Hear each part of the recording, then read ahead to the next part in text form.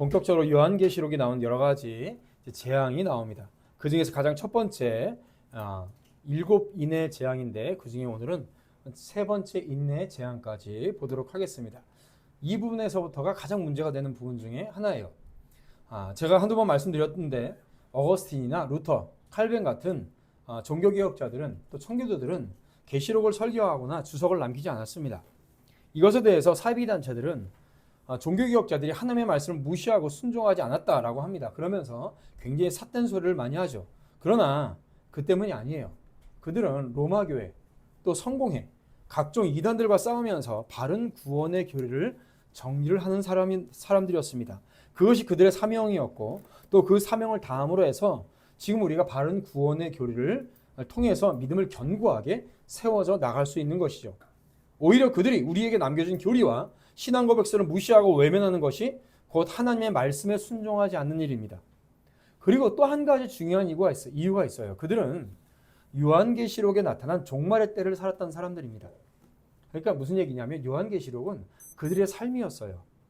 초대교회 성도들을 봐도 그렇습니다. 계속해서 앞으로 보겠지만은 요한계시록에 나타난 전쟁들, 기근, 굶주림, 질병, 전염병, 권세자들을 통한 엄청난 핍박, 그리고 각종 자연재해, 이런 고통은 초대교회 성도들의 삶의 일부였어요. 그러니까 요한계시록에 나오는 모든 재앙들은 이미 초대교회 성도들이 당하고 있던 일들입니다. 그러니까 우리가 생각하는 것 이상으로 굉장히 끔찍한 고통과 고난의 삶을 그들은 살았어요. 초대교회 성도들이 당했던 그 고난에 대해서는 우리가 계시록 2장 3장에서 이르기까지 7교회에 보낸 편지에 많이 언급되었습니다. 예를 들어서 미치광이 황제인 네로가 주 64년에 로마를 불태웠죠. 그리고 잔인하고 끔찍하게 그리스도인들을 박해했었습니다. 그렇죠? 어떻게 보면 자연재해보다 더 무서운 재앙이 정치적인 재앙이에요. 그래서 정말로 끔찍한 무서운 그런 재앙이 닥칠 때에 당시 그리스도인들은 어떤 생각을 가졌을까요? 정말로 역사의 주관자 되신 분이 하나님이실까? 그런 의심을 가질 수 있었을 겁니다. 그렇죠? 핍박 속에서 사자의 밥이 되고 십자가에 못 박히고 몸이 불살라지고 굶겨 죽고 하는 상황 속에서 그들은 그런 의심이 들 거예요. 이 시대도 동일합니다. 어떻게 이 나라에 이런 일들이 일어나고 우리의 가정에 이런 일이 일어날까? 나에게 이런 일들이 일어날까? 하나님은 정말로 모든 왕 중의 왕이시고 주권자이신가? 라는 의심이 들게 됩니다. 그때에 4장과 5장에 보좌에 앉으신 하나님을 보여줍니다. 그리고 6장부터 인을 떼시는 예수님을 보여주세요. 그리고 그리스도께서 명백하게 이런 혼탁한 세상도 다스리시고 그리스도인에게 닥친 모든 고난도 그냥 무작위적으로 우연하게 일어난 일이 아니라 하나님께서 모든 작정하심 속에 그리스도인들에게 믿음을 끝까지 지키는 그리스도인들에게 최종적인 승리를 주시기 위해서 하나님의 작정과 계획 속에 있다는 것을 보여주시는 거예요. 바로 그 말씀입니다. 6장부터 나오는 파괴적인 여러 가지 사건들, 전쟁이나 기근, 전염병, 각종 죽음과 재해도 그리스도께서 구원하심과 그 공의의 목적을 달성하기 위해서 일으키신 일이라는 것을 딱 증명하고 말씀해 주고 계시는 거예요. 그래서 교회의 모든 환난과 박해도 보좌에 앉아 계신 그리스도께서 통제하고 계시고 또 이 모든 것들의 주인은 곧 우리 주 예수 그리스도이심을 말씀해 주고 계시는 것입니다. 그러므로 어떤 환난과 핍박과 어려움이 오더라도 우리 예수 그리스도를 붙잡고 믿음을 지켜라. 최후 승리는 모든 성도들에게 있다. 이렇게 말씀해 주시는 거죠. 종교개혁자들과 청교도들도 마찬가지였어요. 그들도 어때요? 그들이 살아가는 시대는 전쟁통이었습니다. 전 유럽이 전쟁이었어요. 기근이었어요. 여러분 흑사병으로 10명 중에 7명이 죽어가던 시대였어요. 권세자들을 통해서 엄청난 핍박이 가해졌습니다. 그리고 각종 자연재해로 인해서 많은 고통을 받았어요. 예를 들어서 청교도의 황태자라고 불리는 존 오웬 같은 경우도 11명의 자녀들이 있었어요. 그 11명의 자녀들 중에 10명이 어린 나이에 죽었습니다. 그리고 하나 남은 딸도 성인이 되기 전에 죽었어요. 모든 자녀를 잃었어요. 여러분, 어떻게 그런 고통과 어려움 속에서도 믿음을 지킬 수 있었을까? 감탄하게 되고요. 그들의 모습을 보면요. 어떤 경우에는 그들의 모습을 보면서 경외심까지 느낍니다. 엄청난 존경심이 막 우러나와요. 그러니까 그들에게는 요한계시록을 굳이 강의할 필요가 없었어요. 왜요? 읽고 있는 그 순간이 요한계시록의 시간이었어요. 그들의 삶이 그랬다고요. 그러니까 이단과 사이비, 질병과 기근, 전쟁 그리고 각종 핍박을 자행하는 권력자들 속에서 그 살고 있는 상황 속에서 그들은 계시록을 읽었을 때에 이 모든 것이 하나님의 주권 아래에 있으므로 끝까지 견디는 자에게 반드시 승리한다는 믿음을 계시록을 읽으면서 그냥 저절로 그들은 가질 수 있었던 겁니다. 그러니까 굳이 설교를 할 필요가 없었던 거예요. 우리는 편하게 앉아서 주는 밥 먹고 등 따숩고 이러니까 계시록의 말씀을 가지고 쓸데없는 소리를 하는 거예요. 쓸데없는 소리를 하는 거예요. 우리가 바로 그 상황 속에 있어 보세요. 우리가 지금 기근에 굶주림에 일주일이 지나도록 한 끼를 먹냐 마냐 이런 상황 속에 있고 권력자들에게 핍박을 받아가지고 쫓기고 잡히면 각종 고문에 이런 목이 잘리고 몸이 불태워서 죽고 이런 상황 속에서 우리가 헛된 소리 삿된 소리를 하겠습니까? 말씀을 듣는 시간에 꼬박꼬박 졸고 있겠어요? 여러분 그럴 수가 없어요. 그래서 요한계시록은 뭐냐면 환난과 박해 속에서도 성도들을 그 속에 있는 성도들에게 위로를 주기 위한 말씀이에요. 주 예수 그리스도께서 반드시 이기시고 또 그를 따르는 성도들 역시 반드시 승리하게 될 것이다. 성도들을 핍박하는 그 모든 불신자들과 대적자들에게는 하나님의 심판이 있을 것이고 그러니 끝까지 견디고 이겨라. 바로 이 점을 분명하게 하기 위해서 우리에게 요한계시록을 주신 말씀이라는 것을 여러분은 반드시 잘 기억하시고 이런 말씀을 잘 들으시길 축복합니다. 그래서 오늘 이 시간 우리 성도들도 요한계시록의 말씀을 통해서 우리가 살아가는 이 시대 속에서 여러 가지 어려움과 각종 그런 불미스러운 일들이 우리에게 닥쳐올 거예요. 그러나 초대교회 성도들처럼 또한 청교도들이 그렇게 믿음을 지켰던 것처럼 끝까지 승리하겠다는 그런 믿음의 다짐을 갖고 이 말씀을 받으시길 주님의 이름으로 축원드립니다. 이제 본격적으로 본론으로 들어가서요. 이제 4장 5장을 통해서 하늘 예배 장면을 보여주시고요. 거기에 이제 성삼일체 하나님과 천사들, 교회의 대표자들, 성도들 그리고 모든 피조물들이 하나님을 찬양하는 모습들을 보여줬어요. 그리고 이제 드디어 하나님의 오른손에 들려져 있는 한 권의 두루마리 책에 초점이 모여집니다. 이 세상에 어느 누구도 그 책의 인봉을 뗄 자격이 없었는데 어린 양 예수 그리스도께서 그 책을 받들고 이제 인봉을 떼기 시작하는 내용이 오늘 6장부터 나오는 기록이죠. 그래서 총 7개의 인의 재앙, 7개의 인이 떼지고요. 6장에서는 6번째 인까지 나옵니다. 오늘은 3번째 인까지만 보도록 하겠습니다. 자, 첫 번째 인을 떼실 때의 모습입니다. 자, 1절을 먼저 읽어보도록 하겠습니다. 1절 시작. 내가 보매 어린 양이 7인 중에 하나를 떼시는데 그때 내가 들으니 내 생물 중에 하나가 우레소리같이 말하되 오라 하기로. 아멘. 자, 어린 양 예수 그리스도께서 7인 중에 하나를 떼십니다. 그러자 하나님의 보좌 앞에서 수종 들고 있는 내 생물 중에 하나가 우레 같은 소리로, 하나님의 권위 있는 목소리죠, 오라라고 얘기합니다. 자, 누구를 향해서 오라고 했을까요? 사실 이 말씀을 굳이 설명할 필요가 없는데 잘못을 해석하고 있어서 그래요. 대표적인 몇몇 사람들이. 특별히 킹 제임스 성경은 여기를 오라가 아니라 와서 보라 이렇게 번역을 하고 있어요. 와서 보라. 근데 이것은 잘못된 번역입니다. 왜냐하면 킹 제임스 성경을 번역한 사람들이 와서 보라라고 그런 것은 사도 요한을 부른 것이라고 착각해서 그래요. 성경을 그대로 원어로 그대로 해석하면 상관이 없는데 와서 보라 이렇게 얘기했어요. 근데 문맥을 살펴보면 오라고 한 대상이 사도 요한이 아니에요. 그리고 오라고 말한 사람도 뭐예요? 다른 어떤 그 누구가 아닙니다. 오라는 말을 할 때 즉각적으로 나타나는 것은 말 탄 자들이지 요한이 아니에요. 그리고 이 말을 찬 자들은 인을 뗄 때마다 계속해서 나타나고 있거든요. 그러니까 오라는 대상은 요한이 아니라 말 탄 자들입니다. 말 탄 자들. 즉 하나님의 심판을 수행하는 자들이에요. 그리고 예수님께서 인을 뗄 때마다 그 명령을 수행하는 존재들이 오는 거지 요한이 아니에요. 요한이. 자, 2절 말씀을 보도록 하겠습니다. 2절 시작. 이제 내가 보니 흰 말이 있는데 그 탄 자가 활을 가졌고 멸련관을 받고 나가서 이기고 또 이기려고 하더라. 아멘. 자, 흰 말과 말을 탄 자 기수가 나타납니다. 그리고 기수는 활을 가졌고 멸류관을 받았고요. 나아가서 이기고 또 이기려고 합니다. 그러니까 이기기는 하는데 완전하게 이기지는 않아요. 자, 성경에서 말은 대체적으로 힘, 두려움, 전쟁, 정복자, 정치적인 권력자 뭐 이런 것들을 나타내요. 여기에는 이견이 별로 없습니다. 그런데 이제 문제는 흰 말 탄 사람, 흰 말 탄 자가 누구냐라는 것이 이제 견해가 갈려요. 이제 크게 두 가지인데요. 하나는 뭐냐면 예수 그리스도를 가리킨다는 견해입니다. 근데 이거는 문맥적으로 잘못되어 있어요.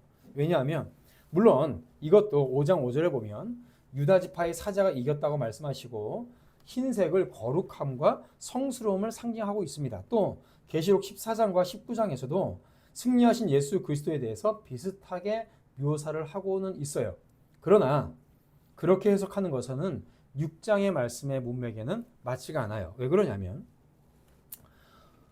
조금 전에 말씀드렸던 계시록 14장이나 19장은 완전한 승리를 하신 예수님의 모습을 나타내 보여주고 있습니다. 그러나 6장의 내용은 재앙이에요. 재앙. 흰 말 탄 자는 재앙을 수행하고 있어요. 물론 불신자들과 예수님의 복음을 대적을 하는 자들에게는 예수님이 재앙이 되겠죠. 그러나 여기서는 믿지 않는 자들뿐만 아니라 모든 인류에게 닥치는 동일한 심판적인 그런 재앙을 얘기를 하고 있거든요. 그러니까 2절의 흰 말 탄 자는 예수님이 아닙니다. 그리고 특별히 인을 떼시는 분이 예수님이거든요. 그러니까 쉽게 얘기하면 하나님의 심판을 명령하시는 분이 예수님이에요. 근데 인을 뗐을 때의 네 생물 중에 한 명, 하나는 뭡니까? 모든 피조물을 대표하는 또 천사인데 이렇게 천사는 모든 피조물을 대표하는 사람이라고 대표하는 어떤 생물이라고 얘기를 하는데 그 생물이 예수님을 수종 들고 있거든요. 그러니까 예수님께 오라고 얘기할 수가 없어요. 명령할 수가 없어요. 심판을 명령하는 자에게 분에게 오라가라 말할 수가 없어요. 그러니까 여기서 말탄 자는 예수님이 아닙니다. 그럼 누구냐면 계시록 6장에 나오는 말탄 자는요. 기본적으로 심판의 정령으로 심판의 전령으로 생각을 해야 되는데 특별히 첫 번째 흰 말 탄 자는 누구냐면 그리스도의 이름으로 와서 미혹하는 거짓 선지자들입니다. 거짓 그리스도와 적그리스도와 거짓 선지자들을 말합니다. 그러니까 흰 척하는 거예요. 흰 모습으로 나타나는 거예요.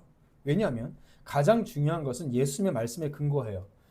마태복음, 마가복음, 공관복음, 누가복음 이 공관복음서에 보면 예수님께서 마지막 때에 일어나는 말씀들에 대해서 말씀하시는 부분이 있어요. 마태복음 24장이 그렇고요. 마가복음 13장이 그렇고요. 누가복음 21장이 있는데 그것을 소계시록이라고 얘기를 합니다. 그러니까 예수님께서 재림이 있기 전에 이 말 재앙 가운데 첫 번째에 대해서 말씀하시는 부분이 뭐냐면 거짓으로 속이는 거짓 그리스도와 거짓 선지자들에 대해서 말씀을 하고 있어요. 미혹의 영을 너희들은 피하라. 미혹의 영을 너희들은 조심하라. 이렇게 말씀을 하고 있습니다. 우리 말씀을 찾아봅시다. 마태복음 24장 직접 찾아보는 게 좋겠죠. 24장이에요. 24장 4절 5절.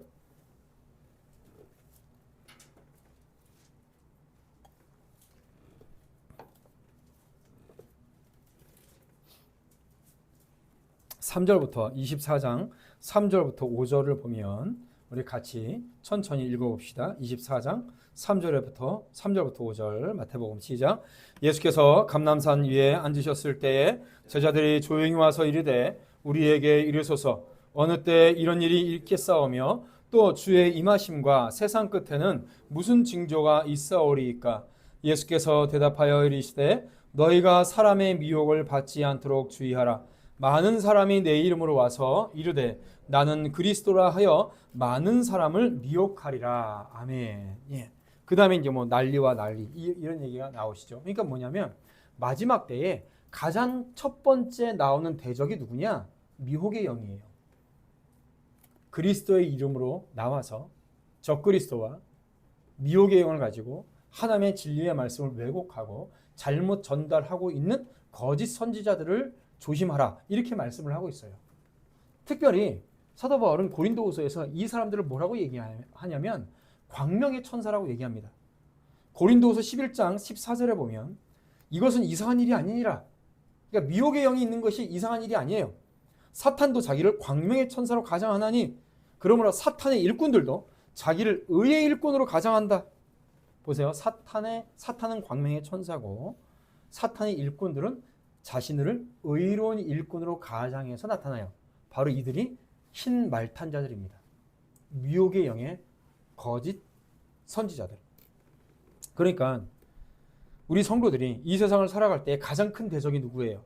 가장 조심해야 될 대적이 누굴까요? 가장 먼저 강력하게 다가오는 대적이 누구냐? 바로 흰색을 띠고 있는 사람들이에요. 무슨 얘기냐? 정의를 외치고 아름다운 소리를 하고 사람들의 마음을 마음 따뜻하게 하는 소리를 해요. 그러나 바른 구원의 교리와는 먼 얘기를 하는 사람들. 전혀 다른 진리를 왜곡하고 잘못된 이념과 사상을 전파하는 거짓 선지자들이 가장 위험함을 말씀하고 있는 겁니다. 바로 이것이 흰말탄자예요. 그러면 우리의 가장 큰 대적은 누구예요? 다른 무엇보다도 하나님의 말씀을 왜곡하고 구원의 길을 외면하고 폄훼하면서 사람들에게 구원에 대해서 멀어지게 하는 자들입니다. 이들이 얼마나 무섭고 위험한지 인봉을 떼자마자 첫 번째로 다가오는 위협으로 말씀을 하고 있어요. 여러분, 이 사람들이 가장 위험해요. 입에 바른 소리 해주고 강렬해서 착한 소리 해주고 하나님의 나라는 소외되고 어렵고 가난하고 상처받은 사람들의 것입니다. 이런 소리 하는 사람들. 이런 사람들이 누구냐? 백마탄자들이에요. 또 이단이나 사이비 단체들은 말할 가치가 없는 사람들이고. 그런데 문제는 뭐냐면 이들이 얼마나 힘이 센지 세상 속에서 그들은 늘 이기려고 하는 자들이에요. 2절에 보니까 그 탄자가 활을 가졌어요. 그러니까 엄청난 강력한 무기를 가진 거예요. 멸관을 받아요. 세상에서 권세도 가지고 있어요. 나가서 이기고 또 이기려고 하더라. 광명의 천사처럼 많은 사람들에게 다가가서 그들의 마음을 훔치고 권세를 갖게 되는 겁니다. 여러분, 2절 말씀을 이렇게 말씀해주고 있을 때 이 2절에서 묘사하고 있는 모습은요, 당시에 로마 제국을 위협했던 파르티아 병사들의 모습이에요. 그러니까 이 시대를 살았던 이 요한은요, 또 초대교회 성도들은요, 이 글을 읽었을 때에 이 말씀을 하자마자 엄청난 기세로 로마 제국까지 위협했던 파르티아 제국을 떠올렸을 겁니다. 왜냐하면 이 모습이 파르티아 제국이거든요. 이때가 이 제국의 최전성기예요. 이 파르티아 제국은 여러분들 잘 모를 수도 있지만은 주전 한 240여 년서부터 주후 222여 년까지 그러니까 유럽과 이 아시아 중간에 머물러서 강력한 힘을 갖고 있었던 제국이에요. 메소포타미아와 지금의 이란 고원을 점령하고 있었거든요. 얘네들이 유목민이에요. 유목민. 여러분들 이제 몽고 유목민을 한번 떠올려 보세요. 옛날에 뭐죠? 그 고려 거란 전쟁인가? 뭐 그 유목민들을 떠올려 보세요. 이 사람들 말 타면서 활 엄청나게 잘 쏘잖아요. 얘네들이 이랬어요. 생각을 해보세요. 한 500명이나 1000명 되는 말 타는 애들이 한 1000명이 말을 타면서 활을 쏘는데 그 활을 쏜 애들이 백발백중이야. 그러니까 한 500명, 1000명이 활을 쏘면서 확 지나간 다음에 그 뒤에 파르티아의 중간벽. 그러니까 온몸에 철갑을 두른 또 중갑 기병이 그 뒤를 받쳐서 휩쓸고 지나가요. 그러니까 이 파르티아 제국의 이 마상군들이 한번 지나가면 쑥대밭이 됐어요. 이 시대에 막을 군사가 없었어요. 그러니까 그때 당시에 차이나는 한 나라였고 유럽은 그 로마 제국이었거든요. 그러니까 이 중간에 파르티아 제국이 딱 이 중간에 딱 움켜져서 실크로드를 붙잡아서 차이나하고 중국이라고 이제 안 부를 거예요. 차이나하고 한 나라하고 로마 제국 사이에서 이 둘 사이에 중개 무역을 해가지고 돈을 엄청나게 벌었어요. 그래서 이 실크로드를 로마가 점령하고 싶었고 한 나라가 점령하고 싶었는데 파르티아 제국이 딱 중간에 꽉 잡고 있어서 뭐 가면 그냥 활 쏘고 다 죽여버리니까 꿈쩍을 못했어요. 그러니까 뭐예요? 군사력으로 강국이었고 경제력으로 강국이었고 그때 당시 유럽의 최강국이었던 로마를 휘청 이렇게 만들었던 것이 파르티아 제국인데 바로 2절 말씀의 모습이 이 제국의 마상병들을 얘기를 하는 겁니다. 바로 이거예요. 우리에게 거짓 교사들과 적그리스도의 무리는 바로 광명의 천사처럼 마치 파르티아 제국의 활 쏘는 군대처럼 강력한 거예요. 그리스도인들에게 그런 위협이 되는 거예요. 강력한 군사력과 경제력처럼 막아서기 너무 힘든 위협이라는 거죠. 이들은 사람들이 보기에 선하고 아름답게 보입니다. 그래서 사람들에게 인기가 있어요. 여러분, 그런데 생각해 보세요. 목사가 하나님의 진리를 선포하는데 불신자들에게 인기가 있다? 이상하지 않아요? 그 이상한 거예요. 유명할 수는 있습니다. 그런데 인기가 있을 리는 없어요. 왜요? 진리의 말씀을 전하고 죄인이라고 꼬집어서 얘기하는데 어떻게 그 말씀을 듣고 좋아하는 사람들이 있겠어요? 그런데 사람들이 그들을 좋아합니다. 그 이유가 있어요. 왜요? 사람들이 좋아하는 말을 들려서요. 죄를 성소할 필요가 없다. 11조 할 필요 없다. 예수라는 이름은 그저 온 세상에 널리는 여러 구원자들의 또 다른 이름뿐이다. 하나님의 나라는 소외된 자고 하나님의 나라는 약하고 소외되고 가난하고 노동자들의 것이다. 이런 얘기들을 해요. 그러면서 구원의 교리를 무시합니다. 진리를 폄훼해요. 하나님께서 우리에게 주신 아름다운 구원과 풍요의 역사를 사탄의 것으로 바꿔버립니다. 사람들에게 인기가 많아요. 유튜브나 여타 방송에도 많이 나옵니다. 그러니까 그들에게 권력이 있고요. 인기가 있고요. 돈이 있어요. 말 위에 활을 쏘는 군사와 같아요. 그러나 그들이 바로 재앙이에요. 왜요? 많은 사람들을 미혹해서 지옥에 끌고 가기 때문에. 그들이 흰말 탄 자들입니다. 그러나 그들은 모를 거예요. 그들의 악한 목적을 통해서 하나님은 성도들을 더욱더 연단시키고 굳건하게 하실 거고요. 또 악인들과 바로 그들을 처벌하는 하나님의 높은 전략이라는 것을 그들은 모르는 겁니다. 그러므로 우리는 어떻게 해요? 하나님의 진리의 지식으로 단단히 믿음을 견고하게 지켜나가는 성도들이 되어야 될 줄로 믿습니다. 우리 세 번째, 네 번째 3절, 4절입니다. 둘째인입니다. 3절, 4절 함께 읽어보도록 하겠습니다. 시작. 둘째인을 떼실 때에 내가 들으니 둘째 생물이 말하되 오라 하니 이에 다른 붉은 말이 나오더라. 그 탄자가 허락을 받아 땅에서 화평을 제하여 버리며 서로 죽이게 하고 또 큰 칼을 받았더라. 아멘. 자, 둘째 이는 붉은 말이에요. 붉은 말. 붉다라는 것은 피를 나타내고요. 그러니까 붉은 말은 전쟁을 의미합니다. 전쟁. 전쟁과 전쟁을 통한 죽음이 연결해서 오는 거죠. 이들은 땅에서 화평을 제하여 버리고 서로 죽이게 한다고 합니다. 그러니까 땅은 어떤 특정한 지역을 나타내는 것이 아니라 이 재앙이 있는 세계 곳곳에서 편만하게 이런 일들이 곳곳에서 일어난다라는 것을 말씀을 하고 있어요. 주님께서도 마태복음 24장 6절 7절에 보면 난리와 난리의 소문이 돌겠고 듣겠고 또 나라가 나라를 대적해서 일어난다. 이게 전쟁이거든요. 그렇게 말씀하셨어요. 그러니까 세계 도처에서 분쟁과 전쟁이 일어난다는 것이죠. 그러니까 이거는 늘 있는 겁니다. 전 세계에서 늘 있는 거예요. 큰 칼을 받았다라는 말씀은 전쟁으로 굉장히 많은 사람들이 생명이 살육된다는 것을 의미해요. 유대 묵시 문학에도 큰 칼이나 붉은 말은 전쟁을 상징하는 굉장히 친숙한 표현이었습니다. 자, 그런데 이 말씀에서 중요한 부분이 있어요. 4절 말씀에 보면 이에 다른 붉은 말이 나오더라.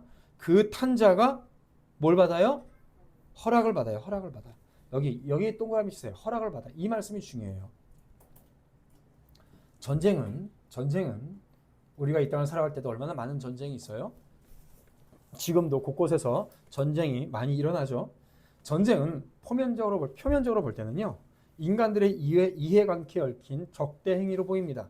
그러나 근본적으로요. 그 뒤에는요. 하나님의 작정과 섭리하심이 없으면 발생할 수가 없는 것이 전쟁이에요. 이 땅에는 모든 것들이 그렇습니다. 마태복음 10장 29절에도 이렇게 말씀하세요. 참새 2마리가 한 아사리온에 팔리지 않느냐? 그러나 너희 아버지께서 허락하지 아니하시면 그 하나도 땅에 떨어지지 아니하리라. 이렇게 말씀하고 있습니다. 물론 하나님은 악을 조성하시는 분이 아니시죠. 오히려 하나님께서 이 전쟁을 허락하신다는 것은 무엇이냐? 인간들이 자신들의 죄악으로 벌어진 이 전쟁의 본질을 묘사하고 있는 거예요. 즉 인간 스스로 심판을 자초하고 있는 것을 하나님께서는 말씀해주고 있는 겁니다.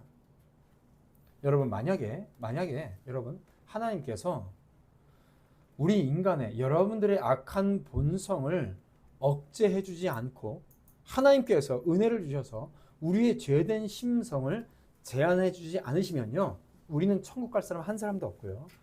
그리고 이 지구는요. 이미 오래전에 멸망했어요. 오래전에 끝나버렸습니다. 우리나라도 보세요.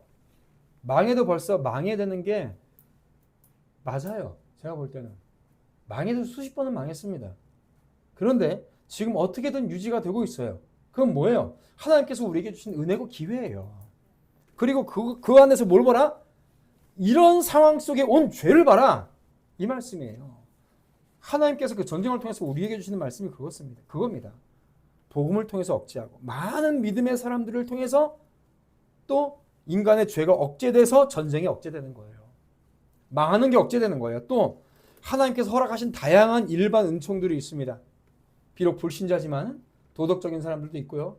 그래도 여러 가지 정치적이나 경제적인 그런 어떤 입장에서 우리 같이 신앙적인 입장은 아니더라도 바른 가치관을 가져서 몸이 하나님께서 우리나라에게 베풀어 주신 그 은혜의 역사와 축복을 지키려는 사람들도 있어요. 만약에 그 모든 것들이 하나님께서 허락하신 그 악을 억제하는 도구로 사용되지 않으면 어떻게 될까요? 그냥 무너지는 거예요. 그런데 만약에 더 이상 그 악함을 하나님께서 억제하거나 제한하지 않으시고 그냥 두시면 서로 죽고 죽이는 상황이 끝간데 없이 갈 겁니다. 영국에 살면서 1차, 2차 세계대전을 몸소 겪어야 했던 마틴 로이드 존스 목사님은요. 2차 세계대전 중에 이런 설교를 했어요. 하나님께서는 왜 전쟁을 허용하실까? 얼마나 궁금해요. 그렇죠? 왜 이런 악한 전쟁을 수백만 명이 죽는 전쟁을 하나님께서 허락하실까? 거기에서 그 설교에서 마틴 로이드 존스 목사님 분명하게 얘기합니다. 전쟁은 죄의 결과다. 전쟁은 죄의 결과다. 전쟁은 죄의 표시들 가운데 하나다. 그렇게 말씀을 하고 있어요. 또한 성경은 전쟁이 죄나 그 죄의 결과라고 말할 뿐만 아니라 거기에 그치지 않고 하나님께서 전쟁을 허용하시는 실질적인 이유들도 말씀해주고 있습니다. 첫째는 뭐냐면 하나님께서는요 전쟁을 통해서 사람들의 죄를 징벌하시는 거예요. 죄는 그냥 나타나지 않습니다. 그냥 생기지 않아요. 하나님께서 죄를 징벌하시는 방법이에요. 끝간데 갈지 모르는 죄를 징벌하시는 거예요. 두 번째는 뭐냐면 그 전쟁을 통해서 사람들이 얼마나 본인들이 죄인인지 그 죄의 본질을 깨닫도록 하기 위해서예요. 얼마나 본인들이 악하고 사람들이 죄의 구렁텅이에 있는지를 깨닫게 하기 위해서요. 전쟁의 참화를 보면 얼마나 사람들이 죄로 가득한 일을 볼 수가 있습니다. 그러면서 깨닫는 거예요. 우리가 너무 악하구나. 빨리 이 전쟁을 멈춰야지. 이런 생각을 한다고요. 그리고 마지막으로 무엇보다도 이 전쟁을 통해서 우리로 하여금 다시 하나님께로 돌아오게 하시려는 하나님의 은혜의 목적이 있는 거예요. 전쟁을 통해서 우리가 얼마나 악하고 죄인인지, 얼마나 많은 사람들이 이런 죄로 죽었는지 하나님 앞에 자신의 죄를 회개하고 돌아오게 하기 위한 하나님의 방편이라는 겁니다. 그래서 우리에게 있어서 어떤 중요한 문제는 뭐냐면 하나님께서 왜 전쟁을 허용하실까? 또는 하나님은 왜 우리나라를 이렇게 어렵도록 내버려 두실 것인가? 이런 질문을 하는 게 아니에요. 이런 결과를 초래한 우리의 자신의 죄를 돌아봐야 되는 거예요. 그 죄를 깨닫고 회개하고 하나님께 돌아서는 일이 중요한 것입니다. 그래서 그런 잘못된 질문으로 가면 안 돼요. 왜 이렇게 됐어요? 이 나라가 왜 이렇게 됐어요? 첫 번째로 목회자들이 말씀을 제대로 안 전해서 그렇습니다. 믿음의 사람들이 하나님께로 돌아오지 않아서 그래요. 이 나라를 위해서 여러분 적어도 신학적으로 어떻게 졌든지 간에 1980년대에 90년대 초까지 대한민국의 모든 성도들은요 모일 때마다 나라를 위해서 기도했고요.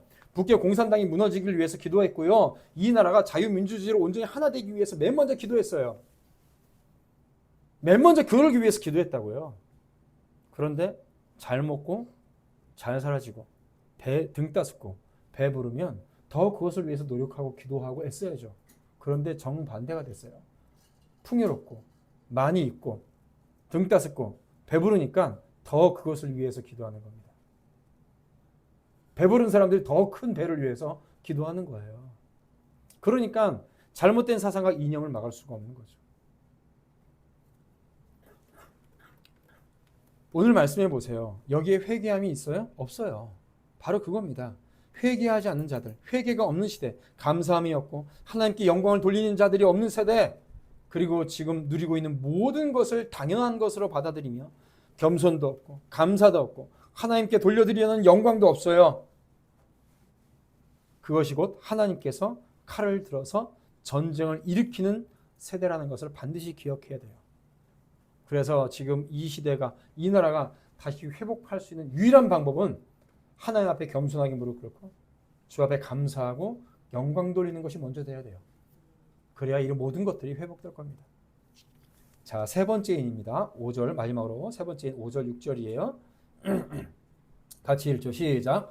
셋째 인을 떼실 때에 내가 들으니 셋째 생물이 말하되 오라 하기로 내가 보니 검은 말이 나오는데 그 탄자가 손에 저울을 가졌더라.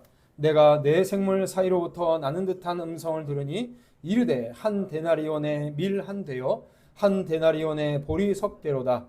또 감람류와 포도주는 해치지 말라 하더라. 아멘. 자, 인을 뗄 때마다 도구가 하나씩 나와요. 첫 번째 인은 활이 나오고요. 두 번째 인을 뗄 때는 큰 칼이 나옵니다. 그러니까 이것은 뭐냐면 종말의 심판에 어떤 전쟁의 상황 속에 있는 것을 나타내요. 실제적으로 전쟁이든 죽음이든 또 영적인 전쟁이든 그 모든 것들을 나타내거든요. 이와 비슷하게 세 번째 인을 떼실 때는 저울이 나타납니다. 저울. 활, 큰 칼, 저울 이런 것들은 모두 하나님께서 이 땅에 보내신 여러 가지 재앙들을 상징을 하는 거예요. 물론 이제 사이비 단체나 이런 신천지나 사이비 단체들은 이걸 또 이상하게 뭐 말씀의 저울이니 문맥하고는 전혀 안 맞게 이런 식으로 얘기를 하는데 그런 것들은 굳이 얘기할 필요도 없는 가치가 없는 것들입니다. 문맥도 무시하고 원어도 무시하고 그래서 굳이 말할 필요가 없어서 제가 그냥 안 하는 거예요.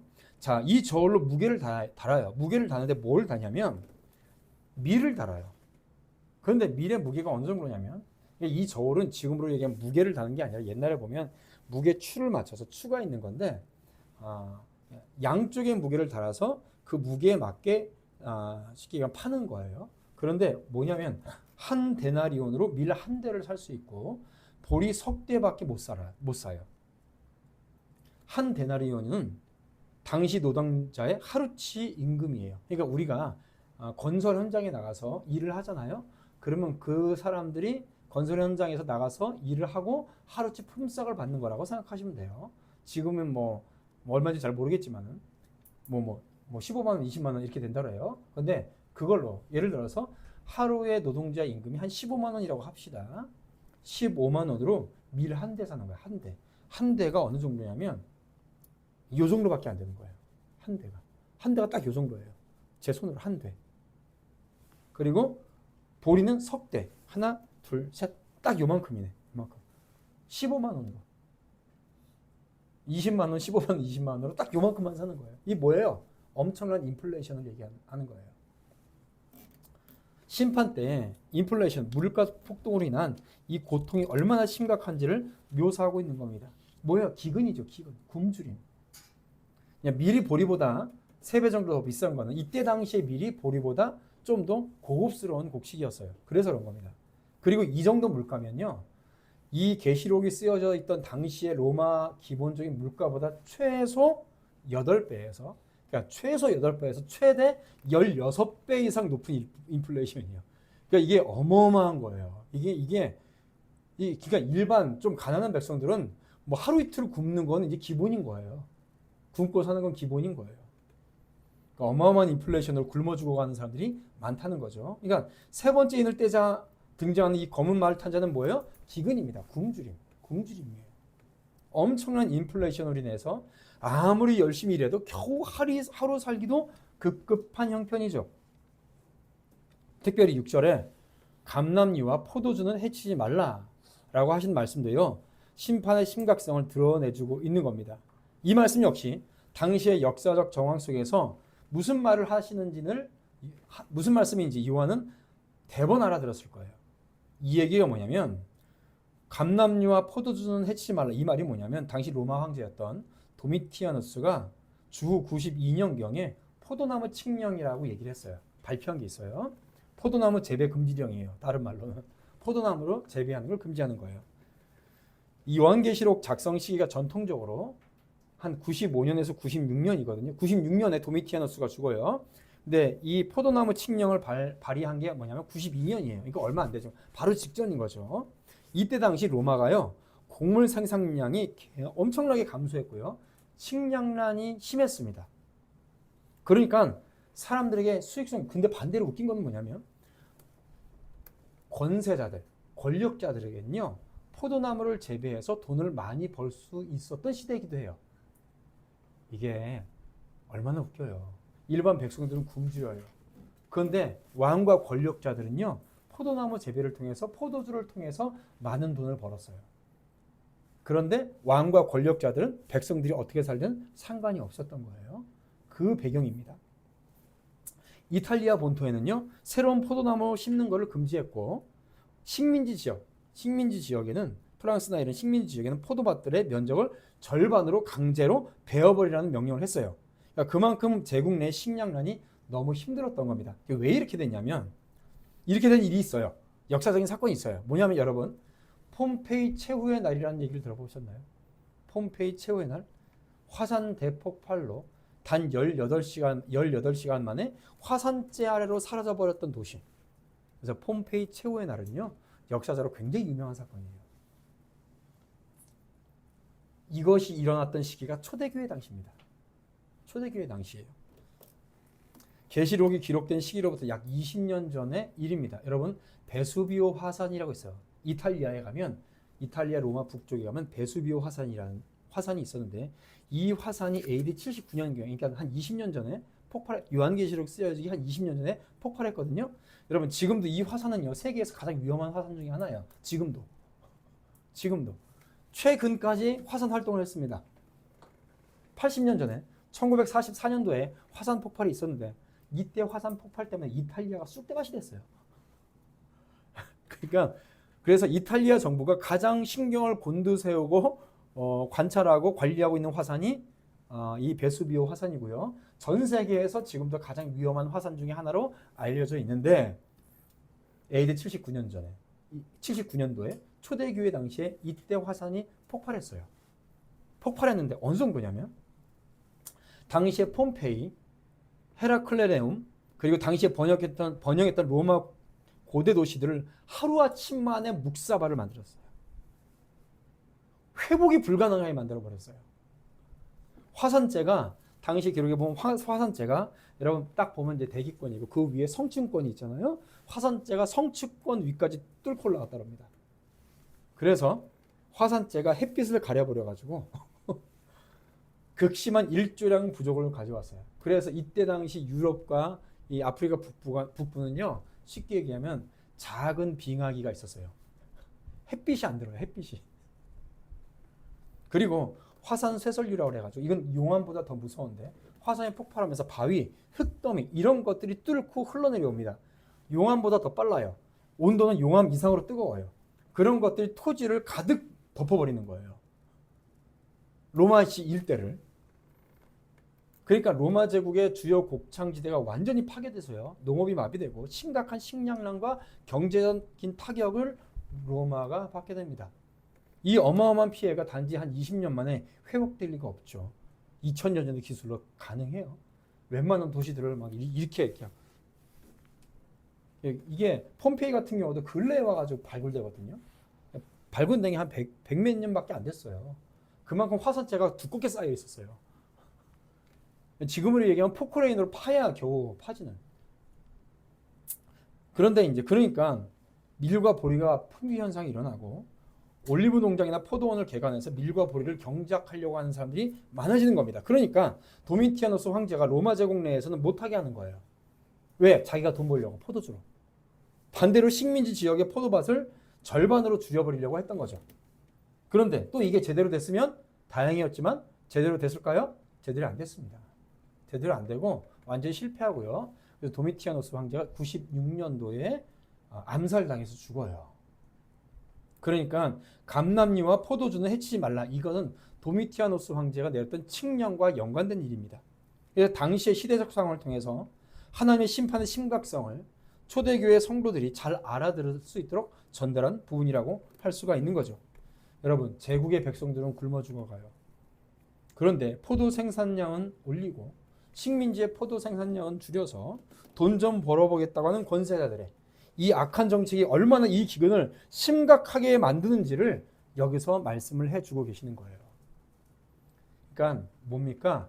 자연재해보다 더 무서웠던 것이 정치적인 재해였던 거예요. 그걸로 기근이 일어난 거예요. 더. 굶고 있는 백성들을 정치적인 재해로 정치적인 재앙이 더 굶겨 죽인 거예요. 이 말씀을 하고 있는 거죠. 당시의 로마의 기근은 자연재해로 인해서 생겨나온 것이지만 오히려 황제와 정치 지도자들은 백성들의 안위는 뒷전으로 하고 자신들의 정치 권력을 유지하고 강화하고 돈을 버는 것에 더 많은 힘을 기울였던 거예요. 그 결과 인플레이션은 더 심해졌어요. 백성들의 삶은 더 팍팍해지고요. 굶주림과 기근은 해소될 줄 몰랐습니다. 자연재해가 정치적인 재해와 맞물려서 더 큰 기근을 가져온 거죠. 여러분, 이것이 단순히 정치인들만의 문제일까요? 아닙니다. 국민들의, 백성들의 문제예요. 미치광이라고 불렸던 황제 네로도요, 한때는요, 로마인들에게 엄청난 인기를 누렸던 사람이에요. 로마인들한테 엄청난 인기가 있었어요. 도미티아누스도 마찬가지. 한때는 인기가 엄청나게 높았어요. 그래서 뭡니까? 자기가 신인 줄 알고 끝간데 없이 교만함으로 무너져 내린 거죠. 모든 것들이 교만으로 무너져 내리는 겁니다. 그래서 여러분, 정치적인 재해는요, 분별하지 못하는 믿음의 사람들도 진리의 그리스도의 말씀 가운데 삿된 소리를 분별하지 못함으로 말미암아 더 큰 기근이 이 땅에 임할 수도 있다는 것을 기억해야 돼요. 우리나라가 지금 그래요. 우리나라가 잘못하면요, 기근이 임할 수가 있어요. 기근이. 왜요? 정치적인 재앙을 하나님의 진리의 말씀으로 분별하지 못하면 그 기근은 분별하지 못하는 우리들의 몫입니다.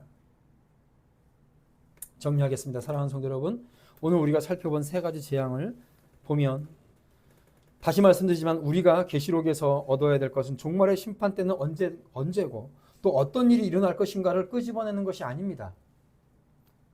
결국 이러한 모든 재앙의 원인이 무엇입니까? 우리의 죄 때문이에요. 우리가 말씀의 지식이 없었기 때문이에요. 우리의 죄가 재앙을 초래했고요. 멸망을 가져온 겁니다. 분별력이 없었고요. 지식이 없었어요. 바른 것을 따라가지 못한 죄예요. 이것을 기억해야 됩니다. 하나님께서 허락하신 것에 감사하지 못하고 주의 진리 앞에 겸손히 죄를 회개하지 않으면 결국 우리 스스로가 심판을 초래하고 심판을 끌어당기는 것이라는 것을 우리는 반드시 이 요한계시록의 말씀을 통해서 우리는 가지고 있어야 돼요. 계시록의 말씀을 보며 우리는 지금 우리가 살아가고 있는 이 시대를 생각해 봐야 됩니다. 그리고 무엇보다도 여기 있는 우리와 여러분 자신을 생각해 봐야 돼요. 죄를 지으면서도 재밌어하고 게으름의 구렁텅이에 파묻혀서 즐거워하는 모습이 바로 심판을 초래하는 모습입니다. 무엇보다도 진리의 말씀을 열심히 배워서 옳게 분별하지 못하는 것이 심판을 앞당기는 모습입니다. 그러므로 그 다른 무엇보다도 오늘 이 말씀을 통해서 우리가 다시 한번 주의 진리의 말씀을 사모하며 그 말씀을 배우기에 열정을 갖고 바른 분별력을 갖는 성도들이 될 수 있도록 우리가 믿음 가운데 다짐하고 나가는 우리 복된 성도들 되시기를 주님의 이름으로 축원드립니다.